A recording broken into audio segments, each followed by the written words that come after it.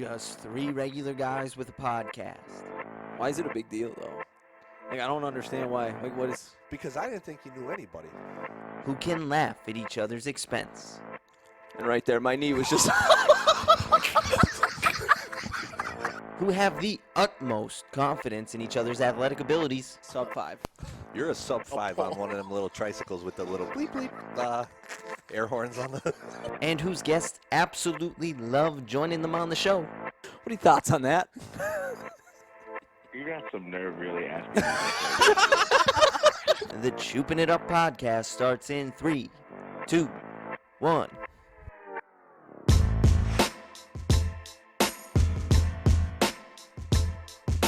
What's up, dude? What's happening, my man? Nothing. Listen, remember, it's been like, you know, whatever. We'll say 2 weeks or so, Right? right? Remember last time? Well, another 2-week hiatus, but last time we recorded, like, weren't there more of us? There were. It was just a fluke It that we were able to get Matt It must have been. and Jay. Can't Jay. appreciate. Yeah, Jay, thank God he FaceTimed Matt that day. Maybe we just make Jay like the Jay doesn't. Maybe we just make him the third host, We could. and like Tanner just, you know, Could. Tanner show what are you watching?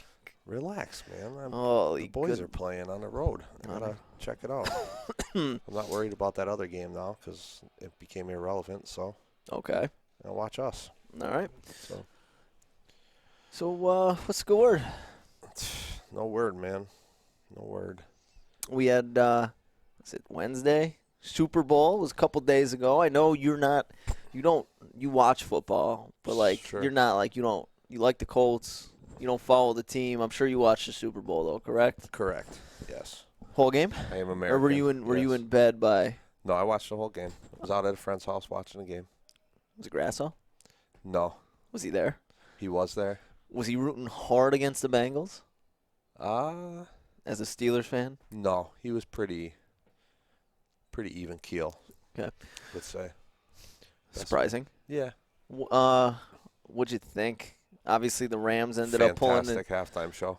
the great halftime show, huh? Yeah. They snuck 50 Cent in there. I'm like, he wasn't Yeah. on the graphic. Where'd he come from? I said to one of them that night, I said, Jesus, 50 looks old. They all look old. And big. Yeah. 50 looks big. Till I realized I'm old. That's it, Getting man. there. That's the late 90s, early 2000s. Yes, it is now 2022. Yes, great halftime show, best I've seen in a while. Yeah. Just because, I mean, listen. You know, it was a great, speaking of halftime show, so there was a freshman game here Monday, Okay. okay? And our guy, Ronnie, his father was here, Okay. right? What for? What? What was he? He was here watching his nephew play in the freshman game, Okay. okay? So he made his way over. I stay off the floor in that other corner, right? Yep. During freshman games. Made his way over, say hello, touch base, talk a little bit. And somehow we got into conversation about the Super Bowl and halftime show. And he goes, this is when I knew it was trouble. He says, yeah, watching the halftime show. And I said to my wife, I don't know a goddamn thing these guys are saying. Right? And I said, what? I go, I knew every word. I sang along the whole time, right? And I said, but these kids, though, the crap they listen to, I can't understand anything. And I go, oh, no. I'm that guy. You're that guy. I'm there. That's when you're like Starting to get into these. a generation Yep. not good, man. Passed you by. But I feel like the kids these days can listen to that stuff and figure out what real Yes, rap because is. during football season, I don't know if I've said this on a show or not, during football season, we would listen to today's rap Mm-hmm. in the locker room throughout the field house pregame and all that kind of stuff. And, again, I can't understand anything they're saying, what's going on, and you can't measure up to the fellas that were on the halftime show. Those were the days, right? So You can't. so finally, one of our football players, senior football player, comes in. He's controlling the the radio, and we got DMX, all of the, and I'm like, Good on him. finally, Yep. somebody understands good rap, Yep. good music. I get it. Now for lifting, they'll get on the speaker and it'll be like, what is this? What is this nonsense? Yeah. One kid puts on like Pokemew. I'm like, yeah, let's go with that because I'd rather listen to that than Hooper Circus. But, all right, so seriously, Super Bowl. Yeah, what do you Super think? Bowl. What do you think? Obviously, Rams got the Great dub. game. Yeah, great game. I thought it was a little questionable down the stretch with some calls. Just kind of That first one to open up the second half. Yeah. Where was it Higgins or yanked Ramsey down on the ground. Yanked him down by the face mask. I think again, my issue is just the change in the play in the calling of the game. Okay. You know, I mean, some of those calls and things that were called late in that Rams drive weren't called the whole game. So you're saying like Sean McVay saved some stuff where Zach Taylor just didn't? Is that what you're saying? Officials calls. Officials calls. Oh, Okay. Yeah. Okay. Some questionable flags flying. That's all. Yeah, some of those ones on that last drive, the pass interference that got them down to the one was. I think that was a little nonsense. Right. That one was nonsense. But I think, and in fairness to the Rams, the play before, I think he got killed with no call. Yeah. You know, it's just so. I mean, maybe that point's moot, but. Well, I mean, I think that's how it's going to be with the officials because, that's a big thing, right? If you're a good official, been doing it for a while, just like coaches now, they'll pay you to go, like a TV broadcast, they'll pay you to be that expert referee analysis. So now you're losing the good refs to TV. The guys that you're bringing in are lawyers and accountants on the side. They make them full-time. Yeah, make them full-time. It's like Magic Rob at the Super Bowl. Magic Rob probably do a great job at the Super Bowl. I got you, Rob. You do an all right job. Disagree. I thought that belly's getting away. I thought I was never more comfortable. I bet the Bengals they're getting 4.5. I'm like, I even told Tanner if he was here. I liked the bet from the beginning. If he actually showed up to his podcast, we were talking here. We obviously had a Sunday practice, so he was leaving. I was talking to him, asked him if he bet anything. And I said, I think it's going to be a good game. I think we both agreed on that. I said, it's not going to be any more than a field goal game. It's going to be one of those games. Right. So 4.5 was just made sense. But I feel like with the Bengals, when they got down, were they down 7-0? I think the Rams might have took their first drive for a touchdown. Mm-hmm. I don't think I was ever more comfortable with a team. I'm like, I want the Rams to go up 17-0. I feel like that's how the Bengals need to win. Yeah. I really didn't think there was a lead in the Super Bowl that was safe. No. But then when the Bengals started getting up, I thought their offense, they just seemed to be like a second-half team coming down the stretch, and in the playoffs, I figured they would continue to roll, and it just wasn't. Aaron Donald and their defensive line, the Rams, really stepped up. I thought the Bengals' offensive line did a halfway decent job, keeping Burrow clean in the first half. It was pretty much the second half. Second half, it was like me, you, Bohr, Tanner, and Jay blocking for him out there. He had no time. And the fact that last play, that fourth down where he got twisted around by Aaron Donald, just flipped it, almost completed it. I thought for sure he completed it. I'm thinking he dropped right here. I would have been no shot that they don't win. And then I guess obviously after the fact, you see, I think it was Jamar Chase. They got a screenshot from the end zone, as Jalen Ramsey fell down and Jamar Chase was streaking. If the line was able to give Joe Burrow any time, it would have been a touchdown. He would have hit him in stride for a touchdown. So, I mean, I guess you can't really say that when the Bengals drafted Jamar Chase, their line stunk. So everyone thought that they were going to draft Penei Sewell, left tackle from Oregon. They didn't. They went Jamar Chase. You can't say that it didn't work out for him. Because Jamar Chase was rookie. Was he rookie of the year? I think he might have been. offensive. Mhm. He had almost 1,500 yards, so he's a stud. Right. But the thing that ended up killing him was their line. And now Yeah. they need to That's- they need to figure that out. But that AFC, man, everyone's like, oh, Joe Burrow, it's his second year. He'll be back. Like, will he? Will he? Again, you have to answer that question with the offensive line. If they could address the offensive line, I'd be confident in thinking he's going to be around for a while. But no, I'm not saying around, but like, yeah, like I'm not. You're could right. it, could it right. be like a Dan He's not- Marino? You make the Super Bowl your second year, you never get back. I mean, look at the AFC. All right, you got Patrick Mahomes in the AFC. You got Josh Allen, young guy, AFC. Justin Herbert, AFC. Lamar Jackson, AFC. Like, you have to go through. Like, there's not even going to be an easy team. Like, there's not going to be a garbage 7-9 team anytime soon that makes the playoffs in the AFC, like in the NFC, like all those years. Like, it's the NFC. It could be real easy to win the Super. Like the Rams could go back to back if Aaron Donald doesn't retire and Sean McVay don't retire. Right. Because the NFC, outside of if Rodgers goes to the AFC, which I think he's staying, but if he ends up leaving, like who Tom Brady retire, like who does the NFC have? Matt Stafford might be the best quarterback in the NFC. Yeah, I'll give you that. And actually, Tom Brady retired the day after, right? That was the last time we recorded, the day that the news broke about Tom Brady That day, I think. retiring. Was it that day? Yeah, I think right after. Yeah, it was hours after. Yeah. You think he's coming back? No, Think he's done? that's it. I think the way that he waffled, like that he wavered when it was like, I'm done. And then, yeah, there's always a chance. You know, you never know. Like when he says something like that.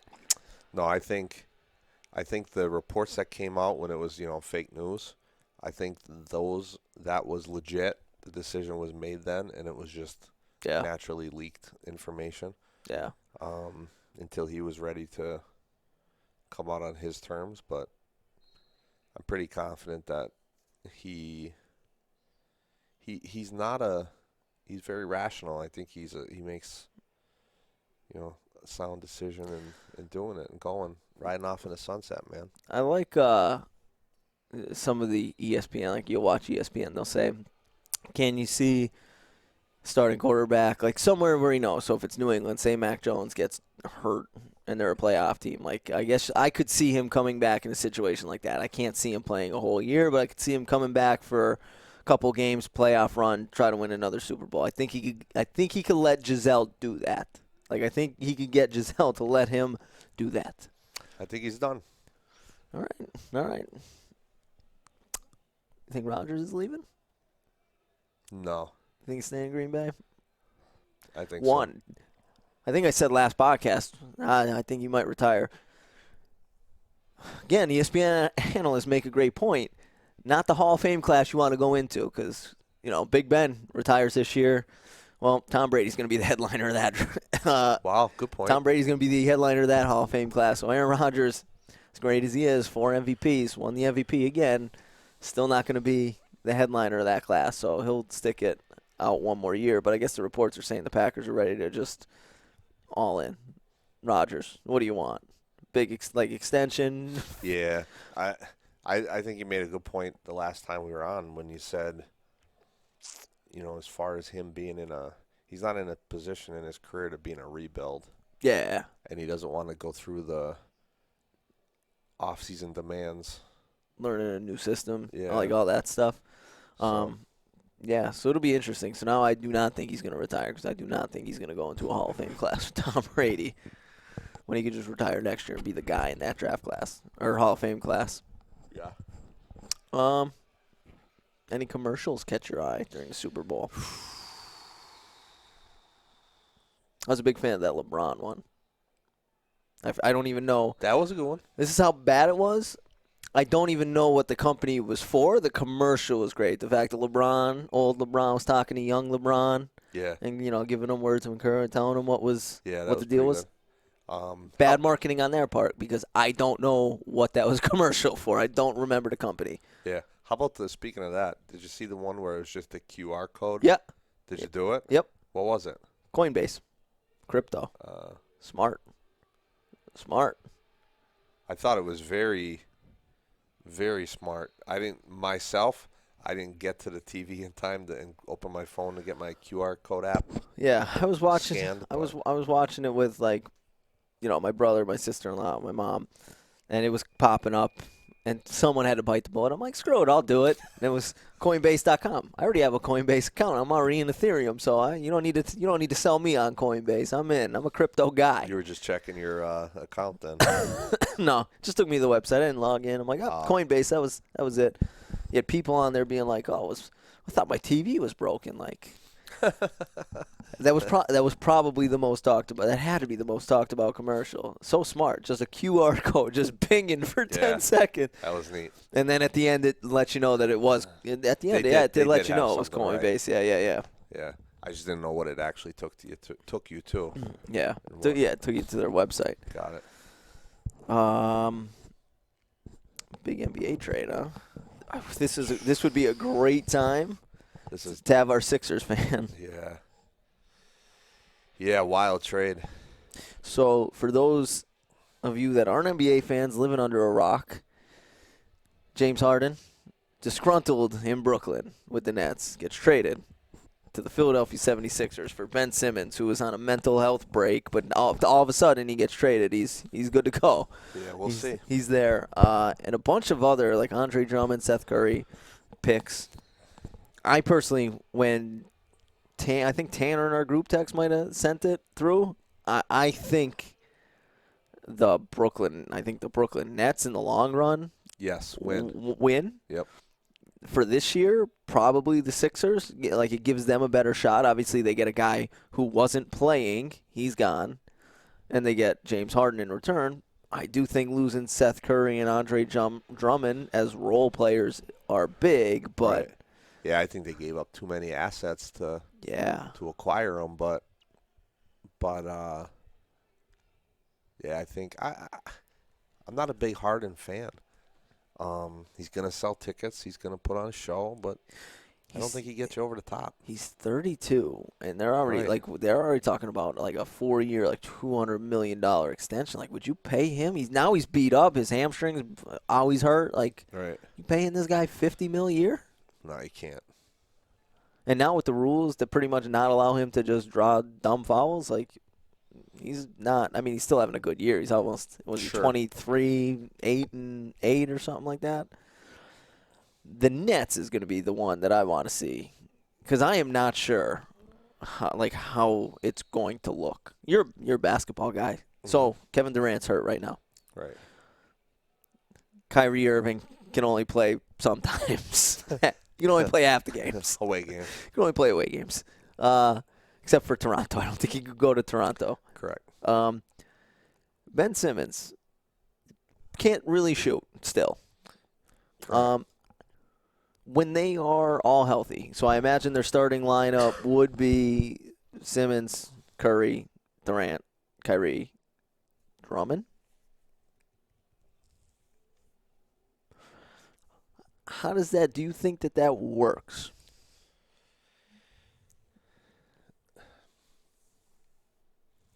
I don't think Simmons helps you. I think the pieces outside of him, I mean, he's going to benefit playing next to KD. KD's your centerpiece, obviously. And to play off of him puts you in a very ideal circumstance in terms of being able to maximize what you can run and how you can run it. Up 16. Really laying an egg in the second half here for yeah.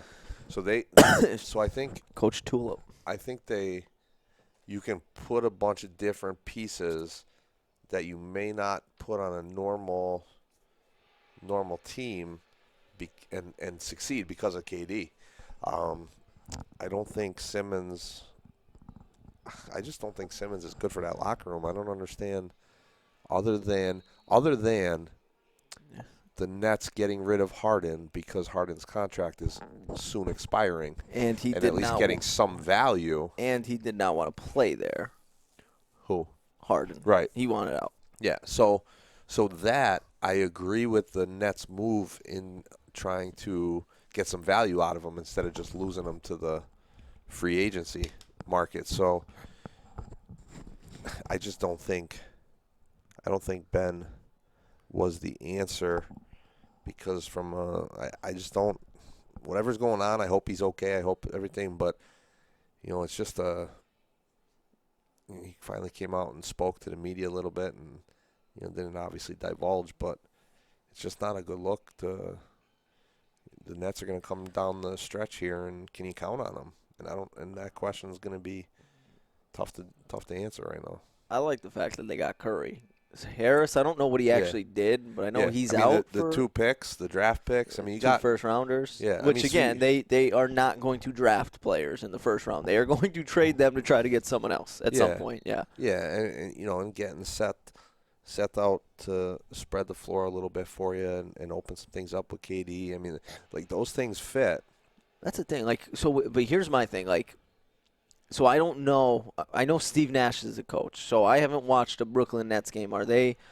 Does he run like a system like D'Antoni, like get and go, like, because that's what he played under? I couldn't really give you that answer because I don't follow it that close at this point in the year. Here's my thing with just those 3 guys on the court: Simmons, Yeah. Durant, Kyrie. Obviously, could Durant and Kyrie play off the ball? Absolutely, they could both shoot.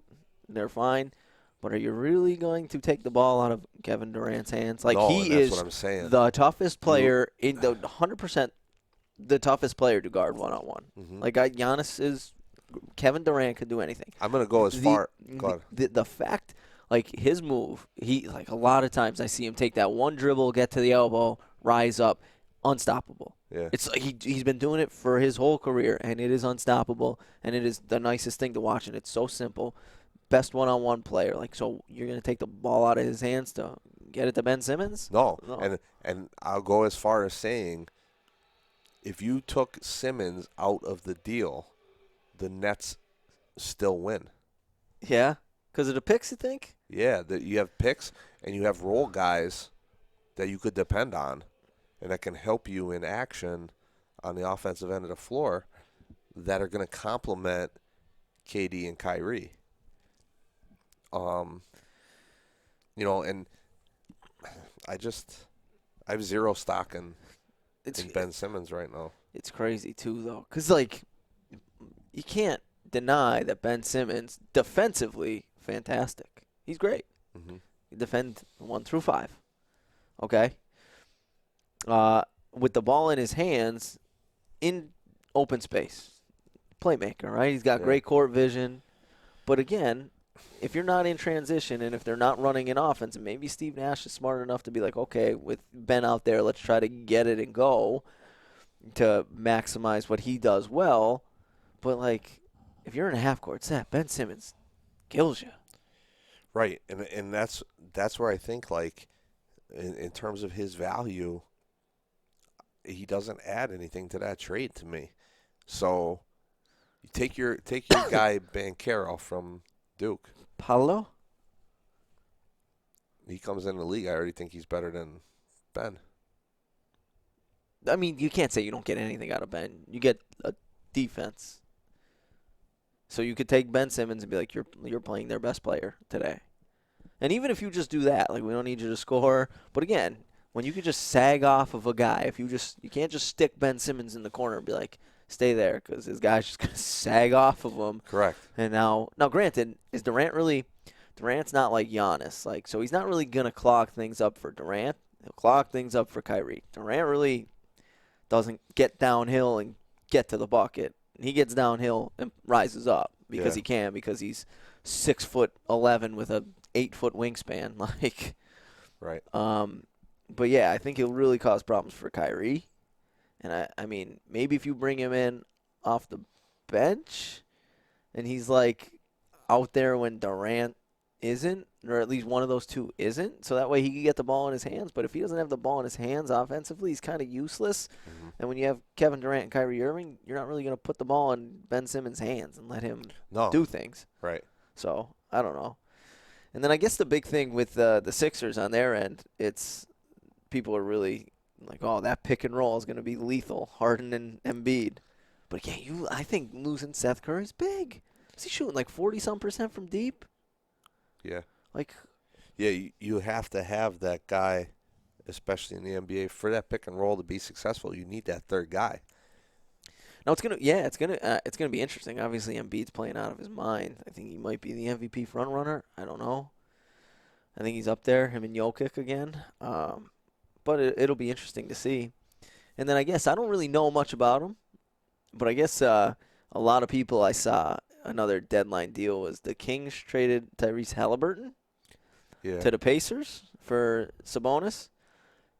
People were not thrilled with that. Like, all the talking heads were like, you just traded away your best player for Sabonis. Uh-huh. And then I saw a clip of him yesterday. He literally, Halliburton, on the wing, low rip through. Like, he's literally down here, rips through, takes one big step, floater from the elbow, hits it. He's a stud. I don't know what the Kings were doing. And I'm not wrong. Like, the best player the Kings got back was Sabonis. Right. Yeah. I swear. The Pacers won that trade I've by heard $1 million. And Halliburton wanted. And you had a guy who wanted to stay in Sacramento. Yeah, he was upset that he was gone. Like, he wanted to. When was the last time you had a guy that wanted to stay in Sacramento? Like, he wanted to be successful there. It's almost like Dame in Portland. And I heard De'Aaron Fox was in the rumor mill.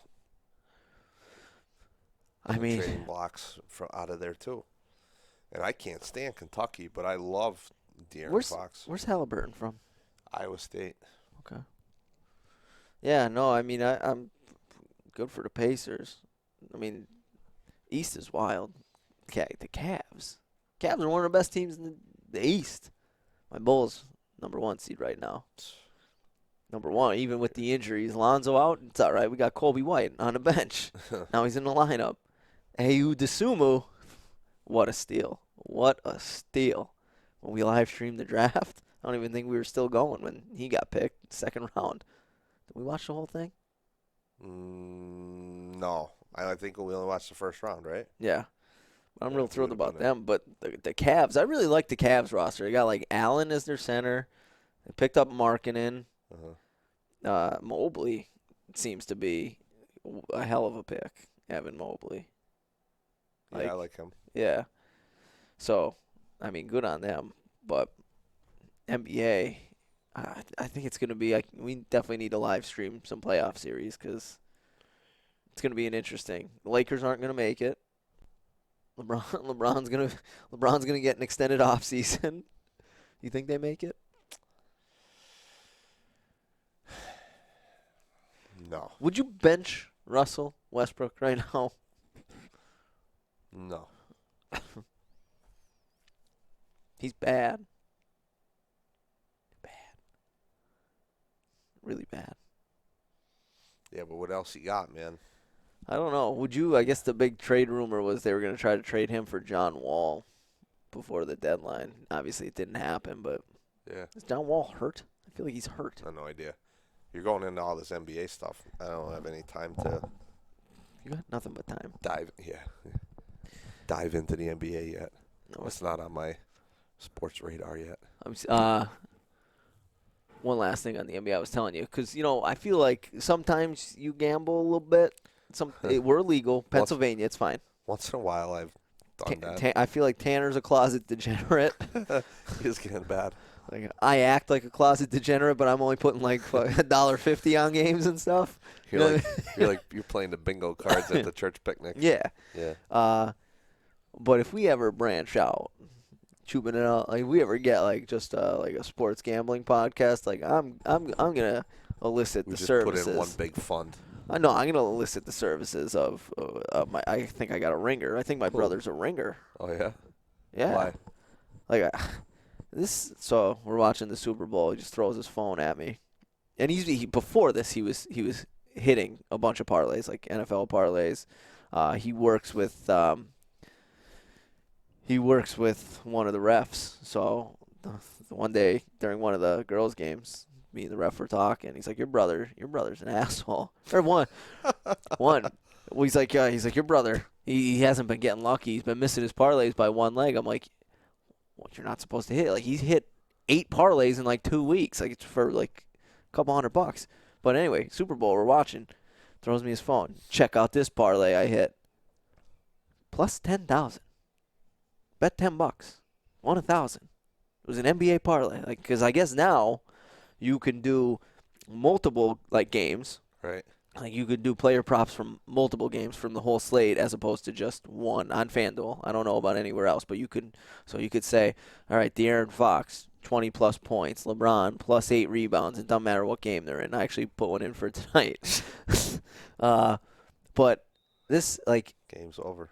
10,000 plus you won a $10 bet. So if we ever go into a like gambling, like we ever want to start giving out picks, where we have to, put the caveat. If you have a gambling problem, please call 1-800-GAMBLER. If we ever get that deep into it, Yeah. I think I'm just gonna tell my brother, like, you want to sell some picks or something. Premium. Premium service along with our X-rated podcast. Yeah. Recursive Supply. The uncensored. Right. The uncensored Bag of Milk podcast. Back to it. The bag. We are the bag of milk. So, one of our you have anything to talk about? How come I'm the only one I here don't know. bringing up? I don't know. It's been a long day, man. I know Exhausting. you're the awful podcaster. I'm Yeah. the only one asking you things. Like, you're just interviewing me. Might as well be just talking to myself. It's good to just be me in the You've podcast. You've been known to do that. What are we doing here? I'll I'll switch chairs. Like, I'll go from this one. I'll ask myself a question. Oh, what do you think about this? And I'll go sit over there. Like, what the? You're not even bringing that. Normally, you bring at least one thing that you want to talk about on the podcast. Like one. There were a couple things that came up, and I got to start writing them down. I got an injury thing for you. Speaking of it, because you usually get into a good. Odell apparently tore his ACL. Yeah. Did you know when he did it? Immediately. You knew? Yeah. Why? I said it in that living room. That's the same ACL that he tore a couple years ago? Yeah. Some of the kids were telling me it happened last year.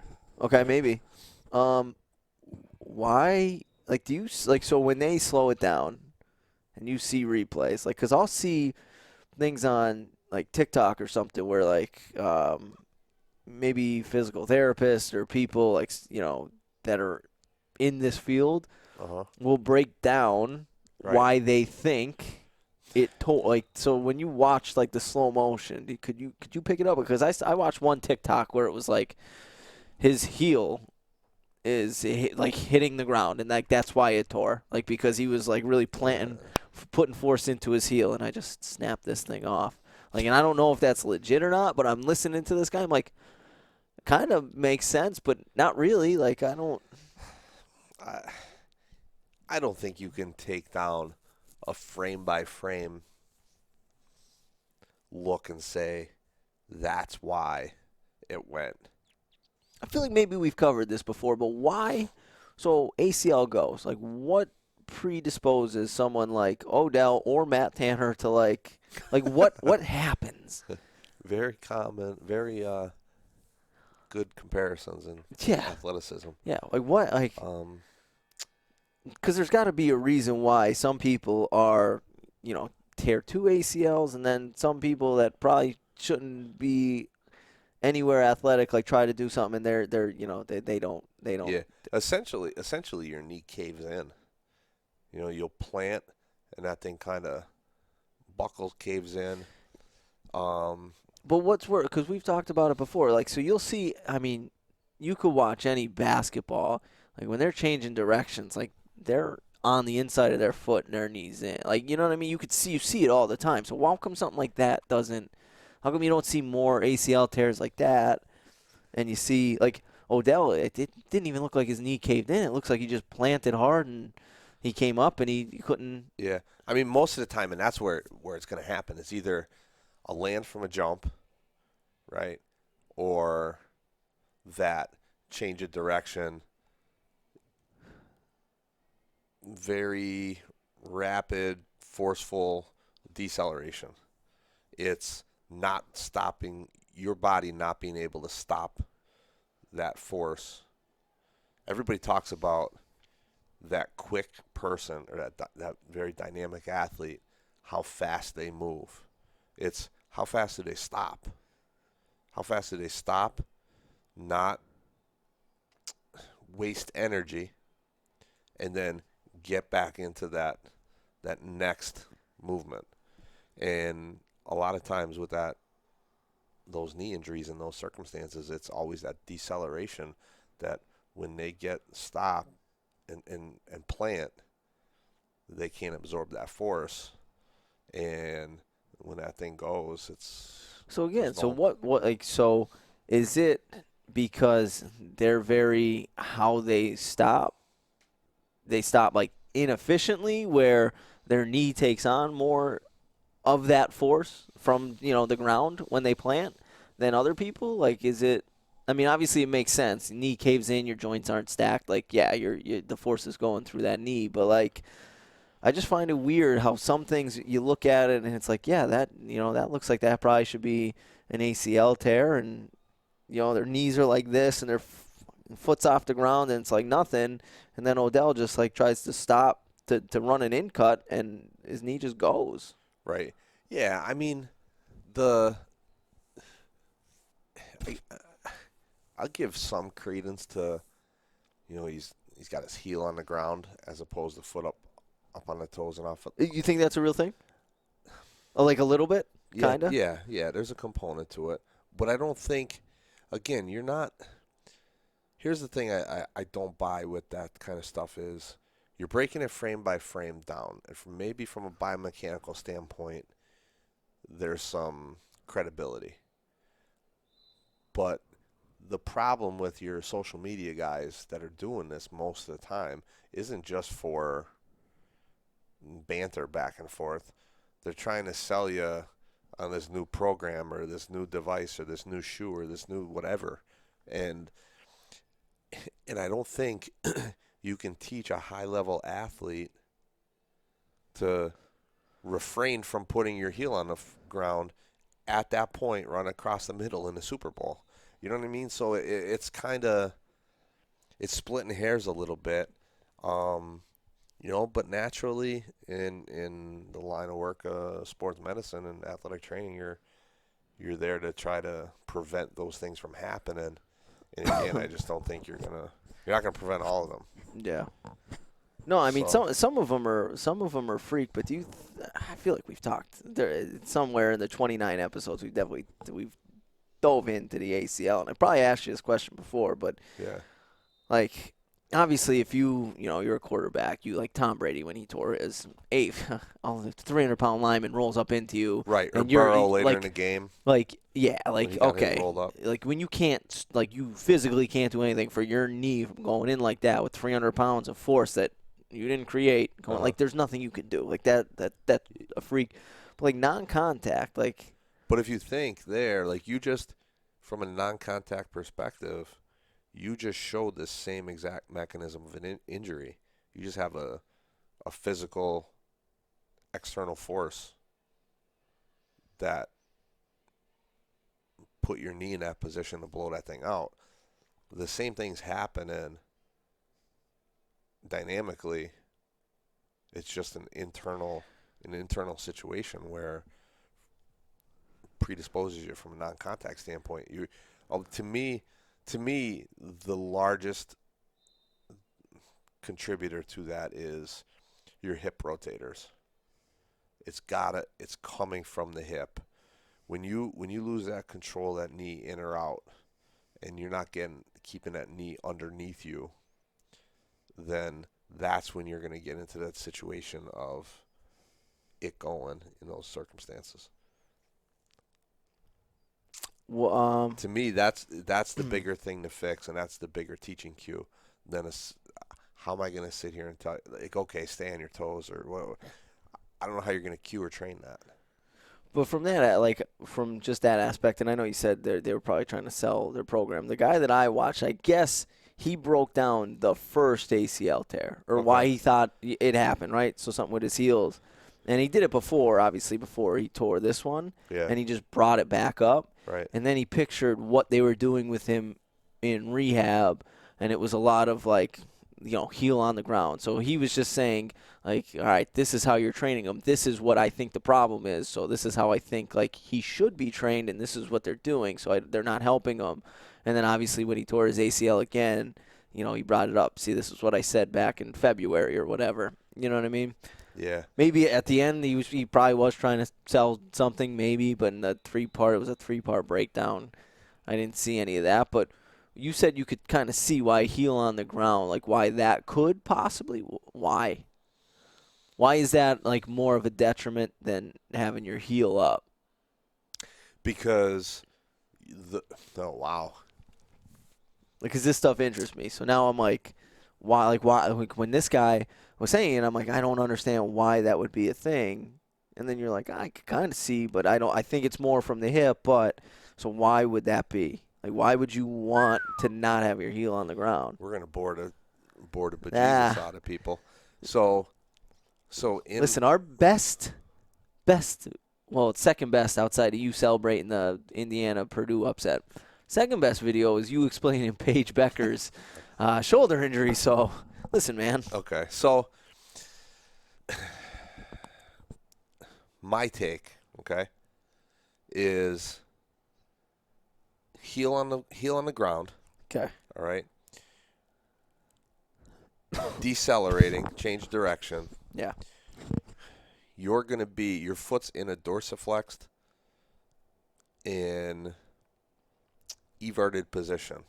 Okay. Okay. So what that means is it's your toes coming towards your chin, right? With most of your weight on that inside and kind of picking, if you were trying to pick that piggy toe off the ground, right? That's eversion. So in that position, the ankle's in a close back position. That's closed back is very stable. Okay? When that joint is very stable, your body needs to find a mobile segment above or below it. So when you lock up the ankle, your knee has to be mobile. Your knee is not built to be mobile, and you have, from a physics standpoint, you have two long levers of the tibia and the femur, and so structurally, you're in trouble. Functionally now, because your ankle's in a closed pack, you're in trouble. So, which goes back to, but what I think of is, some people live and die with taping their ankles. It's not always a good thing to just continue to tape your ankle every day, especially and get that thing locked up, or a skier, where skiers never break their feet or break their ankles. They're in a boot, it's locked in, that ankle's not going anywhere. Where is all the mobility coming to? Because that's locked up, it's going to your knee. You're blowing that thing out, you're breaking tibias, you're getting all those nasty things. So that's where that heel position is going to affect that. Where if you're up on your toes, now you can keep your knee here and still bend. Yeah. Yeah, the ankle. But that ankle will roll on you. That is what you want. That's why it's the most commonly injured joint in the body athletically, is because once you're there, now you're in an open pack position, which means it's mobile and loose and subjected to rolling very easy. When that thing rolls, your knee's not going to buckle. So do you think someone with like stiffer, less mobile ankles are going to be more predisposed to? Yes, but the problem is you could work on ankle mobility and all that kind of stuff and flexibility. But if you go into the Super Bowl with your ankles locked up and taped, what good is it to have a mobile ankle, because you're locking it up and then you're spatting it on top of it? Yeah. Okay. So that's interesting. But yeah, I know what you're saying with the joints, because you see like the charts, like ankles mobile, knees like a stable joint. Correct. Hips mobile. Yeah. Low back is stable. Yeah. Yep. Shoulders are mobile. Right. Yeah. So as soon as you change one, it's going to affect the whole chain. It's Yeah. a kinetic chain approach to everything. Yeah. Okay. That's interesting. I like it. I don't know if the listeners I slash do too. viewers. I could talk about it all day. I enjoy it. I could talk about it all day. When it comes to a sports. The one thing I will say that makes me curious, and I'm not putting anybody on blast by saying it, but is what so in what manner did Odell rehab? So what? So if you okay. So what do you mean? You're like, how would you rehab them? Well, now here It's tough because you don't know Yeah. the ins and outs. You can't I actually. mean, I would still, again, it's athletic training, rehab, anything else is no different than what we do in the normal athletic world. Like, you're going to teach somebody to play soccer, you're going to teach them to wrestle, you're going to teach them to play football, basketball, baseball. You're going to teach fundamentals. There are fundamentals to the ACL rehab that it doesn't matter what you come into, that those fundamentals are my cookie cutter approach to you, but then I'm going to evaluate and assess and modify certain things to help you from an individual program, right? So there are those fundamentals behind it that if Odell walked in here now, he called me to rehab him. Yeah. Give us a call. You can find us on the website. He'll rehab you up. So if he came in, I know what I'm doing with him. But what is always kind of, it's just the nature of the athletic training business in the professional sports world. Who rehabbed them? I've always been told when an ACL fails, now again, it all depends. I don't have all my information right, so somebody could blast me and shoot holes through this if this thing goes viral on your YouTube shit, right? Our YouTube shit. So go subscribe, by the way. So who did it? Because I've always been told that if it fails, and I don't know if Odell's re-tear constitutes a failure, okay? I haven't looked that far into it, his background and his past with the knee, the other injury. So if it were a failure, it's not 9 out of 10 times, it's not the surgeon, right? Because when you go under the knife, that surgeon has you, and there's no limit, there's no guarding, there's no nothing. He's in there as a carpenter, right? He goes in, he fixes that. And if you're going to a quality surgeon, which I think Odell has the money to do. Correct, right? Yep. If you're going to a quality surgeon and it fixes it the right way, before he even takes you out of anesthesia, he is testing your knee, twisting that thing, cranking it all over the place to show that graft is solid, right? Then you go through a period of that graft dies. Now again, the other part of this is what type of graft did they use? We could go a whole day on graft options for the ACL. Don't know what he used. So if they went in, solid graft, regardless of what it is, it's not meant to be an ACL. So when it's put in there and Doc fixates it before he wakes you up, right, that thing's 100% solid. Through the course of your rehab, this is why it takes six to 8 months to really come back from it, that tissue dies.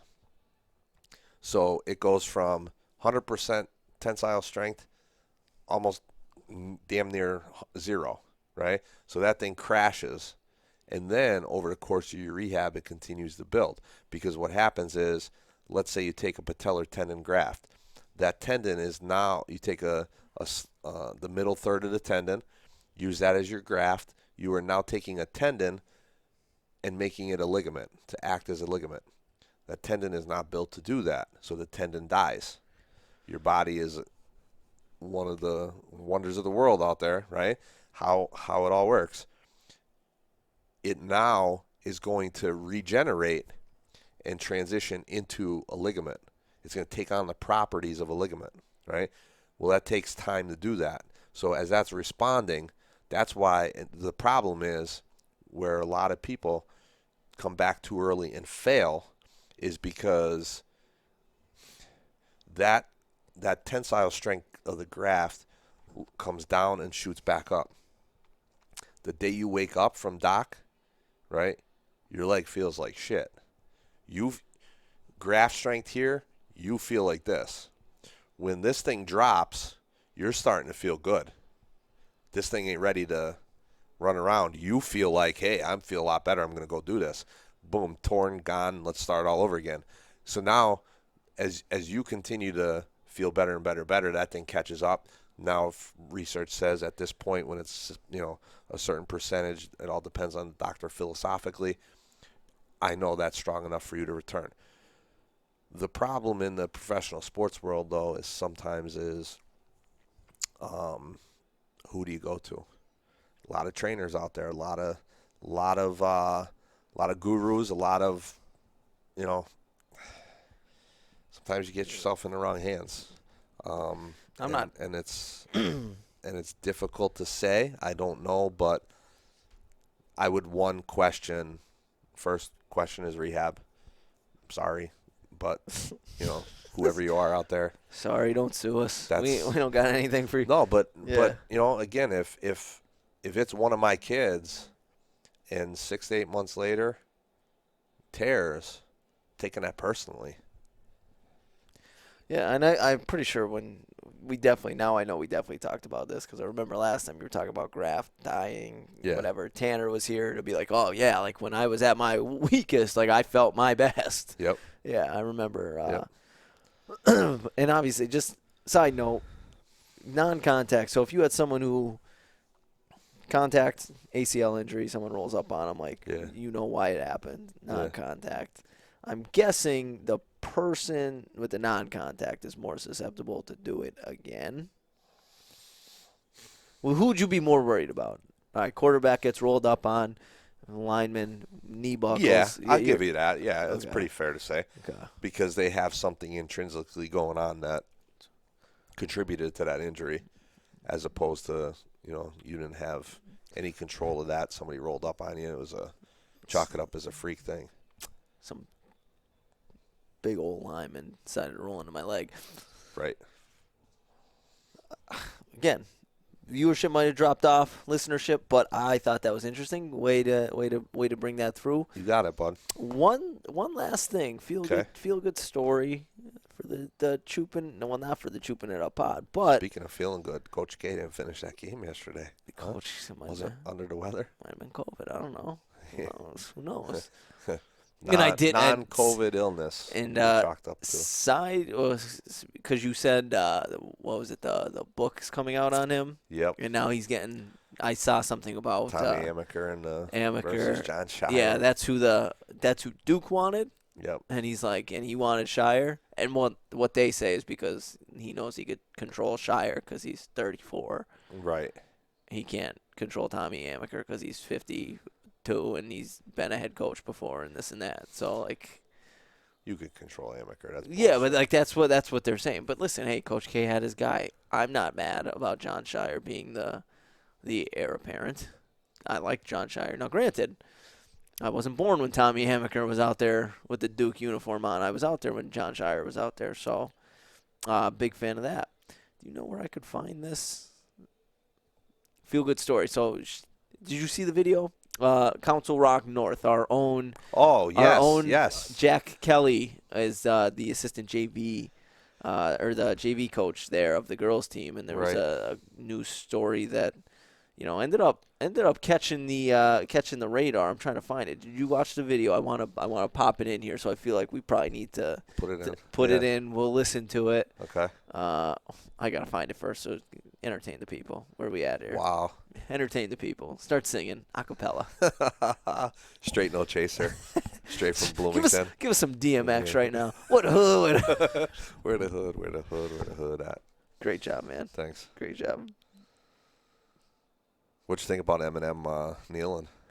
Oh, Why do people make a big deal out of that? that was That's another so thing. bogus. That was another thing. He kneeled down. So what? They said that it was I heard in honor of like Tupac. Yeah. But people are making out. Oh, he was the only one. He was the only one that took up for Colin Kaepernick. Colin Kaepernick hasn't been a thing. That's been gone. Like that story was 2016. I heard that the NFL asked the whole group not to do a bunch of things, and they went and did every one of them. I love it. Like they asked them not to kneel. Eminem kneeled. They asked Snoop not to show who he was, his allegiance in the game. He came out in Rams colors, right? Like there was something else. What would they tell Mary J not to do? Mary J. I don't remember. 50. They told 50, "You're not part of this halftime show. What are you doing here, pal? Get out." They probably. They told 50 son, and they 50 wasn't even on a graphic. Dr. Dre. And then Kendrick Lamar didn't really fit. I'm like, Yeah. he didn't really. He's too new. He's too new. All right. So what do you got there? Got the video. We'll pop it in. It's right here. We're just gonna, if my phone cooperates, we're just gonna listen to the thing. Yep. Hold on, baby. Come on. Wait. Right. Going here. Got that. A Bucks County high school basketball team making one very special dream come true for an extra special lady. Their team manager and Chris Shee will never forget tonight. Yeah, if you think the Sixers trading for James Harden was the biggest basketball story of the week, Dawn, well, you probably never met Megan Bissell. For senior night, the Council Rock North girls basketball team wanted to make it a night everyone would remember. So they called in their secret weapon. Yes, she's definitely our biggest fan. We always hear her the loudest on the bench. She comes to all games at home or away, and everybody just adores her. 3, 4. But tonight, fellow senior Megan Bissell wasn't just on the bench. If you're open, what are you going to do? Attaboy, Jack. She was in uniform, front and center in the locker room for the pregame talk. 1, 2, 3. No! Woo! And tonight, she was the clear fan favorite. Through her high school career, Megan just wanted to play in a real game. Well, Megan was able to live out her dream on senior night with her fellow teammates. And she didn't just play, she was able to score her first career points on her very first shot in a special game arranged with Academy Park High School. And the look on her face says it all. It's very emotional, and it's also an awesome thing to see her live out, a dream of hers. Oh, and Megan, she even nailed the post-game TV interview. I want to thank to my fans that about my career about really great. It means a lot to us. It's going to be something I'll remember forever, just playing with Megan and playing with the other seniors for one last time. It was awesome. That smile, that laugh, and then the girls running to hug her. She looked like, $1 million out there. And their family wanted to thank the very good sports at Academy Park High School who made that game possible. Megan actually scored 6 points in the game, and Council Rock North won their season finale tonight. Dawn. A win-win for everybody. Great story, Chris. Thanks. It's awesome. It's like you see stuff like that. Not all the time. You definitely don't see enough of it. Yeah. Like you see way more shit that doesn't matter. Yep. And not enough of that stuff. I love stories like that, and the fact that our own Jack was involved with it. Yeah, I'm not surprised. No, I mean, again, granted, big time. We love when Jack calls in because one, good human being, good human being. Also very fun to make fun of. I would love to ask him how he felt about Jim Harbaugh going to leave and then not wanting Minnesota Vikings not wanting him. But I'm glad he was able. Jim Harbaugh came back, and then he was involved in this great story. Told the girl to shoot. They were fans of Megan. We're fans of Megan. We're fans of Jack. But, I mean, I feel like there's probably not a better way to end this podcast than a little feel-good story and give kudos to our guy Jack. Yeah, it's an outstanding story. It's I applaud everybody that had a role in making that happen for that young lady. It is certainly, like you said, it doesn't happen enough. Things like that don't happen enough. It's getting to the point, man.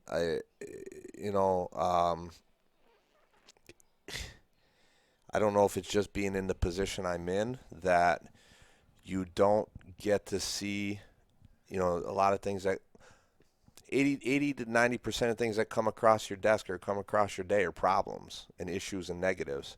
And, you don't get to embrace the positive as much as you liked or as much as maybe I did before I was in the role I'm in, but I really think, if things aren't fixed quick, we're heading into a bad spot in sports soon, man.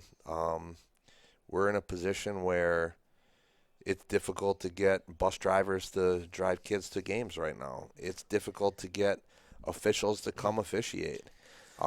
You ain't kidding. I had the oldest referee in America in Pennsylvania today. And it's not people come into the gym and screaming and hollering about a call. Awful. So bad.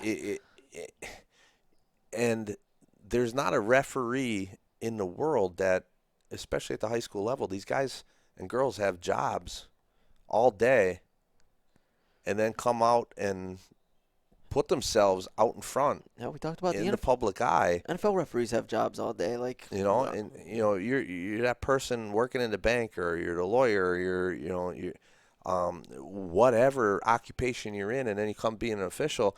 You don't spend most of your day going, you know what, I'm gonna put the screws to Mid Valley, to Valley View, to Dunmore, to Riverside tonight.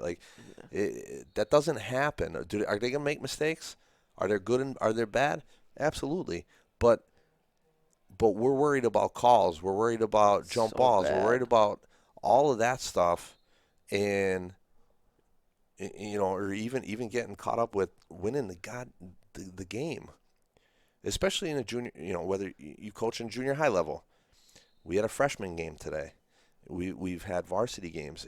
If you're worried about winning a game and your son or daughter is under 15 years old, and that stings if that stings you as a spectator after you leave here and you're home and drive home, and that's an issue. Mm-hmm. They're here. And that's why I think, quite honestly, esports is going to fly and take off pretty soon. I go on that rant, but this stuff is the stuff that matters in athletics, because not only was that an outstanding experience for that young lady, but that teaches every one of those kids that she played with huge lessons that they're going to take with them for the rest of their life, and it teaches us adults that are organizing and running the events. And pretty soon, I'm telling you as a coach, you better hurry up and go out and get your bus driver certification, your bus driver license, because you laugh and chuckle, but give me one of the vans.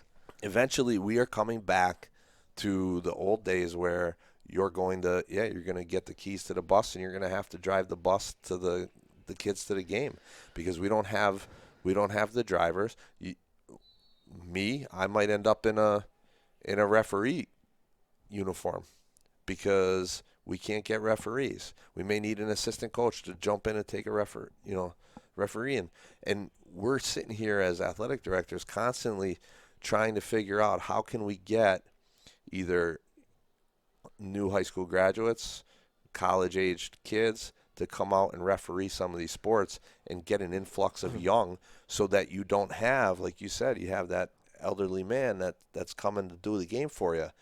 People are screaming at him. If he's not there, your kid is not playing today. There are sometimes I feel really bad. No, granted, the junior high level, it's not as bad as on the varsity level, right? Yep. We're there. You sit on the bench for parents are brutal Yep. on the varsity. Junior high, it's more they all want their kids to shoot and do Right. that. Like, which Right. as a coach drives me nuts because that's not what we're teaching. Like, I want to, but I don't feel as bad for the referees. Granted, the varsity referees, a lot of them have been through it. They're hardened. They're callous. They don't really care what the parents say. But, like, I do really feel bad for them a lot of the time because, like, sometimes parents are brutal. And a lot of the times they don't even know what they're saying. Right. And which makes me mad as a coach. Yeah. And if I could, I would turn around and be like, shut the F up. But, like, I feel like that's probably not a good thing. Well, just let them do their job. Yeah. I mean, and again, it's just being, again, keeping in mind what is the purpose. Most of these kids are not going on and playing after they walk off stage here, and you have the other side of things. They have 10 years to play.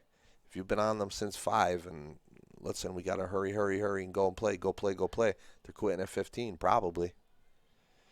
So it's just everybody wants to see every child succeed. Yeah. 100%. We all can't be the lead role in the play. We all can't get that piano solo. And it's no different than throwing a ball, shooting a ball, or tackling somebody.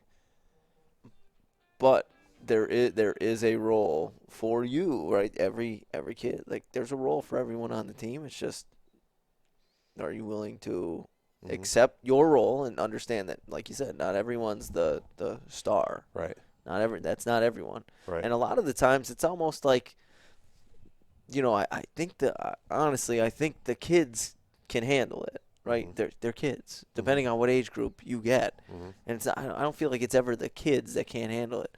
I feel like it's the parents that can't handle it, and then they tell the kids like, no, you're just as good as little Johnny. Like, you need to score more. You need to shoot more. You need to, but you're not. Yeah.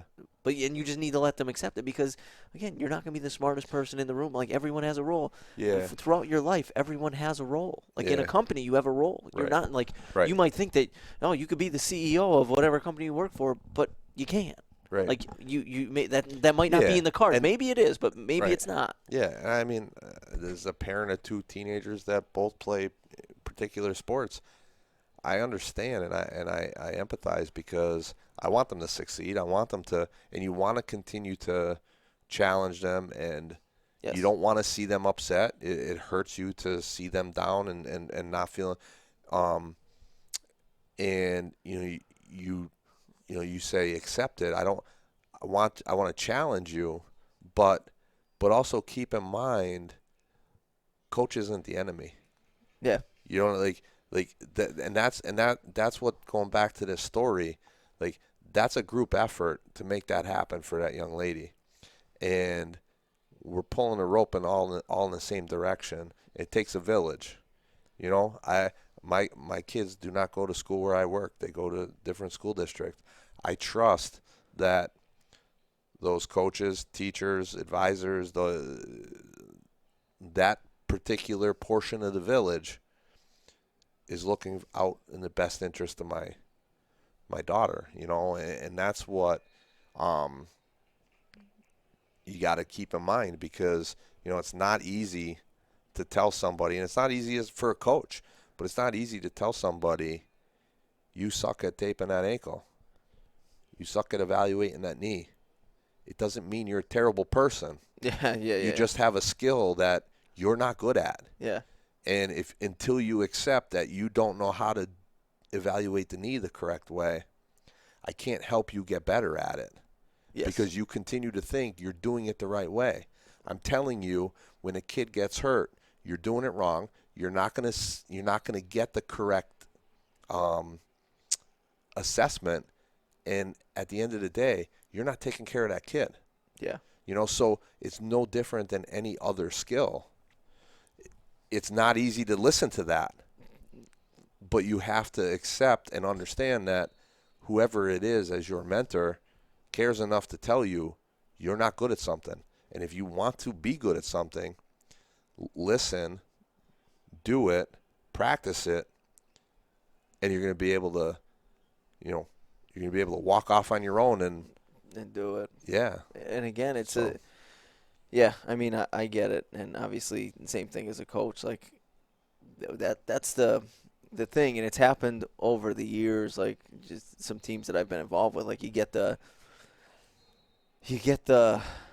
and even since when I went to school, you get the, coach has favorites or whatever, is playing favorites. Like, no.